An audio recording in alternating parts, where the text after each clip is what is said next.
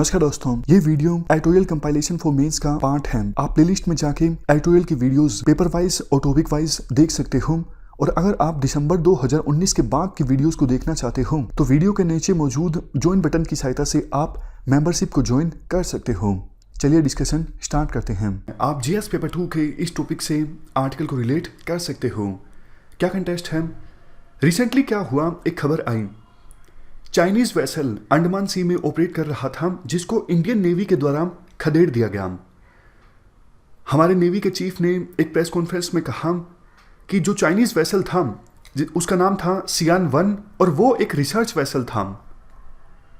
वो इंडिया के exclusive economic zone में ऑपरेट कर रहा था, इसलिए हमने उसको खदेड़ दिया, यानी इंडिया के पानी से बाहर निकाल दिया। जबकि चाइना की फॉरेन मिनिस्ट्री ने यह कहा हमने सिर्फ इंडिया के EEZ का इस्तेमाल किया आने और जाने के लिए, अदरवाइज हमारा जो रिसर्च वेसल था सियान 1 वो इंडिया के पानी में यानी इंडिया के एक्सक्लूसिव इकोनॉमिक जोन में रिसर्च नहीं कर रहा था, ऑपरेट नहीं कर रहा था। देखो, ये अलग इशू है कि वो कहाँ पे ऑपरेट कर रहा था, कहाँ पे नहीं कर रहा था। लेकिन एक चीज़ यहाँ पर ध्यान देने लायक है जिस पर आज का ये आर्टिकल आधारित है। चाइना की जो रिसर्च मेरीन कैपेबिलिटी है, मेरीन रिसर्च कैपेबिलिटी, वो देखो बढ़ती जा रही है। पहले चाइना के जो रिसर्च वेसल्स थे वो रिसर्च किया करते थे पैसिफिक ओशन में या फिर साउथ चाइना सी में, लेकिन आज के समय में चाइना के जो रिसर्च वेसल हैं वो इंडियन ओशन में आकर भी रिसर्च करने लगे हैं। क्वेश्चन उठता है क्यों? देखो, चाइना के जो ये रिसर्च वेसल्स हैं वो दुनिया के विभिन्न सीज में जाकर रिसर्च करते हैं, इससे उनको काफ़ी सारा फायदा होता है। सबसे पहला फायदा तो ये होता है कि वो डेटा इकट्ठा कर लेते हैं। कल को उन्हें नेवल ऑपरेशन चलाने पड़े तो उनके पास सारा डेटा होगा, कौन सी कम्युनिकेशन सी लेन कहाँ से गुजरती है, तो उनके पास सारी जानकारी होगी रूट की, कम्युनिकेशन लेन की, और फ्यूचर में वो नेवल ऑपरेशंस को आसानी से चला सकते हैं। नेक्स्ट पॉइंट जिसके लिए चाइना के वेसल्स रिसर्च करते हैं विभिन्न सीज में, समुद्र में जो रिसोर्सेज मौजूद होते हैं उनकी मैपिंग कर ली जाती है इस प्रकार की रिसर्च एक्टिविटीज से। देखो, चाइना को लाइसेंस भी मिला हुआ है कि साउथ वेस्टर्न इंडियन ओशन समेत कुछ दूसरी जगहों पर सी बेस्ड माइनिंग वो कर सकते हैं। तो इस प्रकार की रिसर्च एक्टिविटीज से सी बेस्ड रिसोर्सेज का एक्सप्लोरेशन और ज़्यादा आसान हो जाता है। तीसरा पॉइंट, इस प्रकार की रिसर्च एक्टिविटीज़ का चाइना के द्वारा इस्तेमाल किया जा सकता है साइंस डिप्लोमेसी के लिए।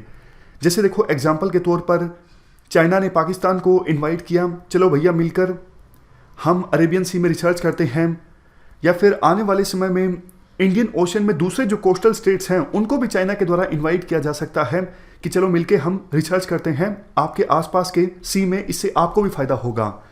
मतलब इस प्रकार की रिसर्च एक्टिविटीज़ का फायदा उठा के चाइना दूसरे देशों के साथ अपने संबंध और ज़्यादा मजबूत बनाने की कोशिश करता है। पास्ट में पहले साउथ चाइना सी में मौजूद कंट्रीज के साथ चाइना के द्वारा ऐसा किया गया था। अब इंडियन ओशन में जो कंट्रीज मौजूद हैं उनके साथ भी कोऑपरेशन इंक्रीज करने की कोशिश की जाएगी चाइना के द्वारा इन रिसर्च एक्टिविटीज की सहायता से। सबसे लास्ट में चौथा पॉइंट, कल को देखो कोई ट्रीटी आती है ग्लोबल मैरीन साइंटिफिक रिसर्च से संबंधित, तो उस ट्रीटी में चाइना का रोल काफ़ी ज़्यादा होगा क्योंकि चाइना को ज़्यादा एक्सपीरियंस होगा, चाइना के रिसर्च ऑपरेशंस काफ़ी वास्ट होते हैं। तो ये 4 फायदे मेनली चाइना को होते हैं ग्लोबल सीज में रिसर्च कैरी आउट करके। इसके लिए चाइना ने देखो काफ़ी प्रयास भी किए हैं। पहले चाइना की अलग अलग एजेंसीज, अलग अलग डिपार्टमेंट्स रिसर्च किया करते थे मैरीन रिसर्च, लेकिन अब चाइना ने मैरीन रिसर्च को सेंट्रलाइज कर दिया है ताकि डुप्लीकेशन ना हो रिसोर्सेज का। देखो, 2004 में जब इंडियन ओशन में सुनामी लहरें आई थी तो उस समय चाइना को एहसास हुआ था कि हमारी जो मैरीन कैपेबिलिटी है बाकी बड़ी पावर्स के मुकाबले में काफ़ी कम है। उसके बाद चाइना ने अपनी मैरीन कैपेबिलिटी को दुरुस्त करना स्टार्ट किया और आज देखो ऐसा समय आ गया है, कई एस्पेक्ट्स में चाइना ने यूएसए को काफ़ी पीछे छोड़ दिया है। इंडिया की तो आप बात ही ना कीजिए। तो इस पूरी घटना से इंडिया को भी देखो सबक लेने की आवश्यकता है। हालांकि इंडियन नेवी भी है, वो छोटे स्केल पर मैरीन रिसर्च एक्टिविटीज़ को कैरी आउट करती है, लेकिन हमें इस डायरेक्शन में हमारी कैपेबिलिटी को और ज़्यादा स्ट्रेंथन करने की आवश्यकता है।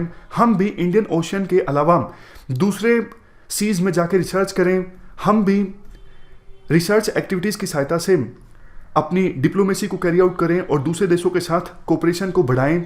इसके लिए देखो, हम लाइक माइंडेड कंट्रीज़ के साथ कोऑपरेट कर सकते हैं, जैसे यूएसए, जापान।